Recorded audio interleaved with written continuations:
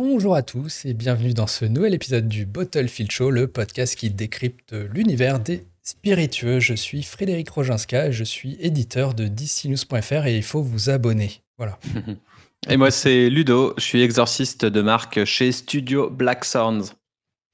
Voilà. Et je le rappelle, depuis 2 semaines maintenant, nous avons un petit Bottlefield.fr pour ceux qui voudraient un peu s'offrir un peu de temps avec nous en privé. Alors, c'est quel genre de bon temps, Fred? Parce qu'il peut y avoir vraiment tout ce qu'on peut imaginer. Non, c'est pas ce que vous croyez. C'est pas des sessions roses avec Bottlefield Show.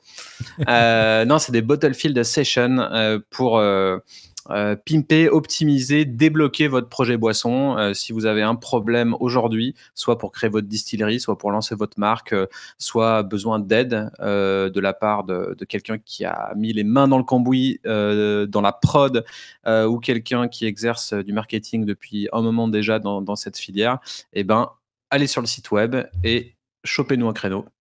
On a tout ce qu'il faut pour vous. C'est le jeudi, il y a 2 créneaux. Et voilà. Exactement. Et pour revenir, justement, on va parler de sujets un peu branding, justement, aujourd'hui. Et on va parler de hard seltzer, on va parler de White Claw, on va parler un peu d'architecture de marque, je pense. Ouais, carrément. Puisque, en fait, le sujet que j'ai envie d'intituler les hard seltzer sont morts. Et en fait, j'en veux pour preuve, ou du moins j'aimerais émettre l'hypothèse, parce que je l'ai pas vu beaucoup. Mais en fait, on a White Claw qui en fait se lance dans la vodka. Et j'ai vu que peut-être 1 ou 2 articles qui mettaient un peu de perspective là-dessus, en expliquant que White Claw sort une vodka, certes, l'info est intéressante en soi, mais c'est surtout, ils la sortent à un moment où le hard seltzer patine un peu, où Truly, qui est son principal concurrent là-dessus, a pas des chiffres a priori très, très cool, développe plein de choses, mais ça marche pas forcément. Enfin, il y a à minima un plateau, et il y a quelque chose, on sent, qui s'essouffle, même aux États-Unis, où ça reste a priori très bankable, mais on sent qu'il y a, que ça ralentit. Et donc, on a White Claw qui sort une vodka. Il y a eu un petit communiqué de presse. Donc, une vodka qui est triple wave filtered. Donc, il y a un peu de pour rester dans l'essence. Voilà. Mais bref. Et tout ça s'accompagne également d'une nouvelle gamme de canettes et qui m'ont interpellé parce que ça n'est plus... Alors, je vais vous trouver ça. Mais ça n'est plus hard seltzer, mais c'est des vodka plus soda. Voilà, vodka plus soda. Alors, pour ceux qui nous voient en vidéo, donc on a une nouvelle gamme de White Claw vodka plus soda. Et d'ailleurs, ça me fait marrer parce que sur leur Instagram, ils ont publié une vidéo où ils présentent la gamme. Donc il y a 4 trucs.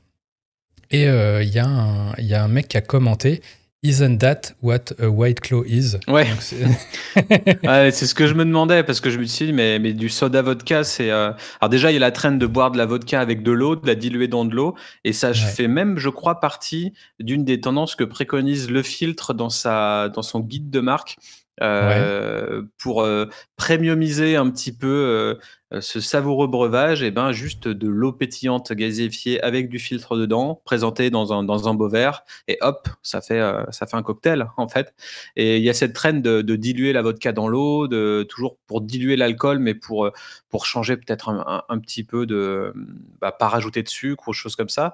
Et du coup, le vodka soda, c'est à se demander si c'était pas le hard seltzer de base. À la base, le hard seltzer, il y avait des hard seltzer à base de malt, à base de spiritueux et à base de quoi d'autre? Je crois que c'était... c'est ça, c'est soit soit à base malt, de vin même. Alors, de vin, il y avait les wine seltzer. Ah oui, wine seltzer, ok.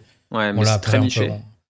On peut aller loin, mais non, de base, c'est plutôt malt, donc brassé type bière, ou alors base de spiritueux. Et le plus souvent, évidemment, de la vodka, ou alors, ce qui marche bien aussi, c'est tout ce qui est à base de tequila aussi. Ouais, des alcools neutres ou blancs, enfin en tout cas pour que la couleur soit limpide et tout. Et on avait vu sur IWSR il disait qu'il y avait vraiment un boost, enfin en tout cas que le hard seltzer à base de vodka marchait mieux que le hard seltzer à base de malt. Et Ouais. du coup, c'est sûrement pour ça que ça fait sens. Il commence à se diriger doucement et sûrement, peut-être, je sais pas, dans un switch de catégorie, pour faire le rappel avec les RTD qui sont en plein boom. Et forcément, il faut qu'ils sortent leur épingle du jeu. Et vu que c'est les premiers à avoir déniché cette catégorie, est-ce que ça va être les premiers à en sortir du coup? Voilà, moi je le lis vraiment comme un pied dans une espèce de sortie du truc. Alors probablement pas total vu que ça se vend encore, hein. Ça se vend. Néanmoins, il y a effectivement ce trend, tu viens de le dire, comme quoi les hard seltzer à base de spiritueux gagnaient du terrain. Tu as aussi les cocktails RTD à base de spiritueux aussi, qui sont le truc un peu tendance. Et donc, White Claw, qui à la base est à base de malt, fait cette bascule. Alors, ils créent une vodka. Du coup, ils font le vodka plus soda avec leur vodka, évidemment. Ils sortent des vodkas aromatisés. Pour moi, il y a un truc à suivre là qui est pour moi annonciateur peut-être d'une évolution du marché plus grande, quoi. J'imagine que, vu que c'est la marque leader aux États-Unis, ils doivent avoir tout un tas de data, de données, justement, pour mesurer le fait qu'il y a peut-être un switch et que l'avenir n'est pas forcément dans White Claw en tant que hard seltzer, mais plutôt dans autre chose. Et il faut se demander aussi sur l'éducation aux consommateurs aussi. Alors moi, ça me fait penser ce que tu viens de relayer là. J'en parlais ce matin dans un workshop client sur l'architecture de marque, donc mon workshop Hydre. Et j'ai mis cette slide-là comme exemple parmi aussi Brewdog et Sierra Nevada ou d'autres choses ou d'autres brasseries.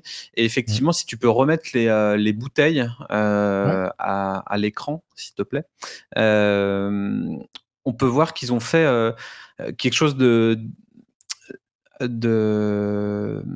d'annonciateur aussi. Par exemple, le White Claw, le logo, si je ne m'abuse, c'était avant White Claw Hard Seltzer. Absolument. Dans le logo. Voilà, ouais, c'est marqué. Alors, on a White Claw Hard Seltzer, même sur leur gamme Surge, qui était la gamme genre plus forte en alcool. Ça restait White Claw Hard Seltzer. Donc là, en gros, en termes d'architecture de marque, ils sortent une bouteille où, au final, la marque mère, donc White Claw, reste toujours principale dans la décision d'achat du consommateur. Donc ça reste, c'est en plein exergue sur la bouteille, c'est en énorme. Ils ont juste fait ce qu'on appelle du link naming, c'est-à-dire qu'en fait, ils ont transformé White Claw Hard Seltzer en White Claw Spirit. Donc, ils gardent White Claw comme étant la marque mère. Donc, ils comptent là-dessus pour que les consommateurs qui sont fans de White Claw normal switch sur cette gamme-là. Et on peut voir sur le placement sur la bouteille, au final, on a la marque mère qui est en énorme. En dessous, on a vodka. Donc, on est typiquement dans une extension de marque. On n'est pas dans une sous-marque ou dans une marque endorsée ou dans une marque autonome. On reste quand même dans une extension de marque parce que la marque mère est vraiment importante dans la décision d'achat. Donc c'est intéressant. Et puis on peut voir qu'ils n'ont pas changé de nom. Ils n'ont pas trouvé un nouveau naming pour cette catégorie. Donc c'est pas une sous-marque. Et peut-être pareil même pour les canettes. Pour moi, on est encore dans l'extension de marque pour peut-être une autre occasion. On n'est toujours pas dans une sous-marque parce que White Claw Spirit prend 50% de la bouteille. En dessous, on est sur juste des parfums. Donc, vodka plus soda avec pineapple, white cherry, peach, machin. Donc, on est toujours dans une extension de gamme. Donc, en fait, ils sont vraiment dans un système de branded house, donc de marque monolithique ou de maison de marque au singulier, c'est-à-dire qu'ils basent tout sur leur nom, sur White Claw. White Claw, c'était ça devient ça, ou ça se transforme, ou ça se pivote. En tout cas, ils sont pas prêts de changer de nom pour qu'on achète leur marque, quoi. Mais ça, c'est intéressant d'un point de vue architecture de marque. Ça me rappelle, justement, quand on a fait l'épisode sur architecture de marque, on parlait de Brewdog, Ouais. Qui passait donc de Brewdog, je sais pas, c'était Brewery ou quelque chose, à Brewdog Spirit aussi, ou Brewdog Distillery Distilling sur Co. les... Ouais. Distilling Co. Voilà, donc il y a... Et sur le même schéma finalement. Ils font tous ça aux États-Unis. Il y a Dogfish Head aussi qui fait ça. Dogfish Head avec le requin, ou ça s'appelle Dogfish Head Brewery, et ça devient Dogfish Head Distilling Co. Où ils ont fait aussi au final une marque de vodka et qui ressemble exactement à ce que font White Claw là. Donc c'est marrant, ouais, c'est intriguant et à voir. Alors après, la pure vodka du monde, distillée 3 fois, ou je sais pas ce que ça signifie, mais en tout cas, ça reste une marque lifestyle pour moi, au final. Voilà, White ça Claw. c'est un peu le truc marketing, hein, clairement pour moi. Le Triple Wave, c'est pour dire juste qu'elle est filtrée avec une énorme pression. Alors, il t'enrobe ça, genre, on a créé une machine spéciale pour ça. Bon, je pense que c'est juste, ils ont une pompe, elle a une certaine pression, et puis voilà, on dit que c'est l'équivalent. On est toujours très de 3 pragmatique vagues. en France. Hein. Voilà. J'avoue que c'est compliqué parce qu'entre la loi Evin et le marketing bullshit qui passe pas, tu te demandes vraiment comment marketer ton produit aujourd'hui. Hein. Ah, puis je pense que tu peux faire les choses de manière, j'ai pas envie de dire transparente plus honnête, et humaine, haute-tête. Ouais. Mais voilà, sans créer des trucs un peu artificiels comme ça. Enfin voilà. Mais j'attends de voir une photo de leur système de filtration équivalent à la pression de 3 vagues. Mais voilà, mais je pense pas qu'on en voit de sitôt. Mais bref, il y a clairement une bascule qui se fait. Là, je pense qu'il faut vraiment voir ce truc au-delà de juste ah bah tiens, ils sortent une vodka, ah tiens, ils sortent. Je pense que les canettes en mode vodka soda, là, c'est vraiment un shift parce que c'est le produit effectivement que tu connais.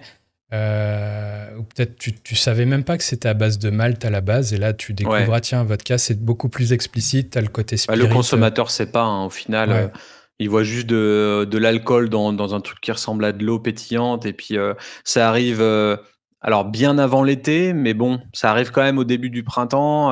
Je pense que c'est bien senti pour peut-être cet été-là, donc je pense que cet été ça va parler, on verra en juillet-août ce que ça donne en termes de vente.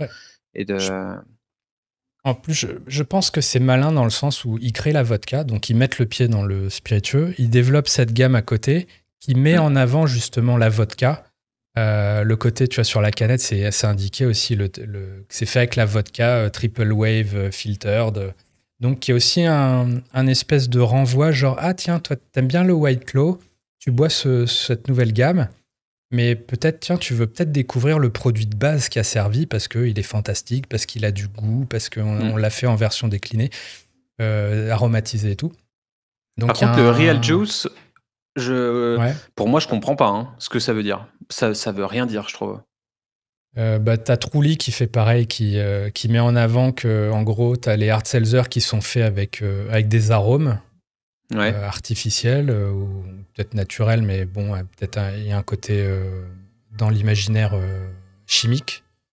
Et eux, c'est pour dire non, nous, c'est aromatisé avec du vrai jus de fruits, quoi. Du jus de fruits frais, machin. Truly, son challenger axe beaucoup la communication là-dessus, sur le vrai jus. Ça fait peut-être plus healthy, je sais pas, plus sain, plus... Enfin, tu vois, il y a tout ce côté, c'est des vrais fruits, c'est que 100 calories, tiens, il n'y a pas de gluten, enfin... Voilà. En tout cas, c'est intéressant de voir qu'ils sont restés dans les codes du hard seltzer sur la canette. Il reste typo noir, beaucoup de blanc. Il colore un petit peu pour montrer les différentes flavors, mais sinon, on reste dans le code de l'hard seltzer, canette blanche et typo noir. Pour la vodka, par contre, il me semble que c'était du bleu. Hein. Ils ont pris les codes d'une vodka, d'une Grey Goose ou autre, tu vois. Le plus blanc et bleu possible pour changer un petit peu. Et là, pour le coup, tu vois, on change de catégorie de boisson, on change d'iconographie, quoi.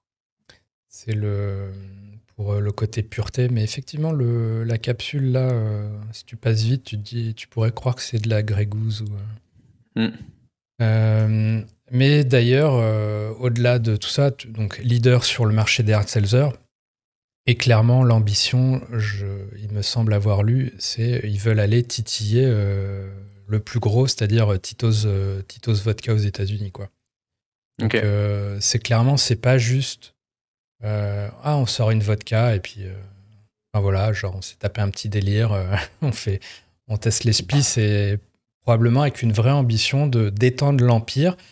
Si les hard seltzers meurent, et ben en fait ils sont déjà là prêts à l'attaque, à conquérir à minima la vodka. Va savoir si demain ils feront pas autre chose, mais ils vont faire du gin. En tout cas, est-ce que Féfé n'était pas précurseur dans la communication de White Claw? Parce qu'au final, ils ont bien switché. Ils ont compris que les Français, ils connaissaient pas le mot seltzer, que c'était impossible à vendre, que c'était peut-être boring à dire déjà et à comprendre. Donc du coup, ils avaient banni totalement le mot hard seltzer du vocabulaire de marque. Et au final, ils avaient créé différents types d'eau à base de vodka en canette, tout ça. Donc peut-être qu'ils avaient vu juste et qu'au final, le consommateur même américain n'est plus dupe. Si ça marche plus forcément, c'était peut-être juste un effet de mode. Féfé a aussi entamé un élargissement de sa gamme, a aussi l'orienté beaucoup sur les cocktails. Donc donc au-delà de juste tiens, on a gommé le mot hard seltzer et puis on met en avant, d'ailleurs Féfé est à base de vodka de base. Ouais. Donc ils mettent en avant que c'est fait avec une vodka de blé plus telle et telle saveur. Et puis à côté de ça, ils ont déjà mis un pied dans les cocktails, vu qu'ils ont aussi cette expertise-là. Ouais, donc, non, clairement. Et d'ailleurs, un truc drôle sur Féfé, j'étais sur YouTube et je regardais plein de clips du black metal au rap, le mec qui complètement qui écoute tout. Okay. Et je suis tombé sur un clip de SCH justement, donc l'ambassadeur discret de Féfé. Et c'était un clip. Alors pour moi, c'était ultra beauf parce que c'était à base de voitures de course et compagnie. C'était vraiment, vraiment dur quand même. Et par contre, il portait un jogging avec marqué Féfé en gros au niveau de la cuisse en vertical. Et du coup, je me suis dit, t'es dans un clip de rap, t'es dans un truc urbain, tu parles peut-être aux jeunes, aux moins jeunes, machin. Tu parles en plus de sport, de voiture, Formule 1, etc. Loi et 20. Qu'est-ce qui se passe ? Tu vois, je sais pas trop. Et en même temps, je pense pas que les gens qui regardent le clip se disent ça. Enfin, j'en sais rien. Nous, on a peut-être une déformation professionnelle. En tout cas, j'ai vu le clip, j'ai vu ce jogging-là avec le nom Féfé et je me suis dit, tiens, petit placement de produit. Est-ce que pour un produit alcoolisé, c'est tricky ou pas ? Question en suspens. Ouais. Je connais pas assez l'univers de SCH pour ça, mais il me semblait avoir lu que ça avait une autre signification pour lui ou quoi. Donc je sais pas dans quelle mesure c'était la marque qui était mise en avant ou juste. C'était le logo, hein. C'est le logo des canettes. Ok. Bon. Ouais. Donc là, c'était plutôt clair, quoi. Mais bon, affaire à suivre. Voilà. Donc. Très intéressant. Merci pour ce piochage de news. Et vous, qu'en pensez-vous ? Vous savez que sur Spotify, maintenant, vous pouvez faire comme sur YouTube, répondre à des questions. Voilà. Donc, dites-nous tout. Parlez sur Spotify. Voilà, c'est nouveau. Et dites-nous si vous avez apprécié cet épisode. Abonnez-vous forcément à la chaîne YouTube. Et puis, allez faire un tour sur bottlefield.fr. Voilà, le mot de la fin. Et voilà. Les hard seltzers sont morts, vive les hard seltzers. Point d'interrogation. Allez, à la semaine pro. À la semaine pro, ciao. Ciao.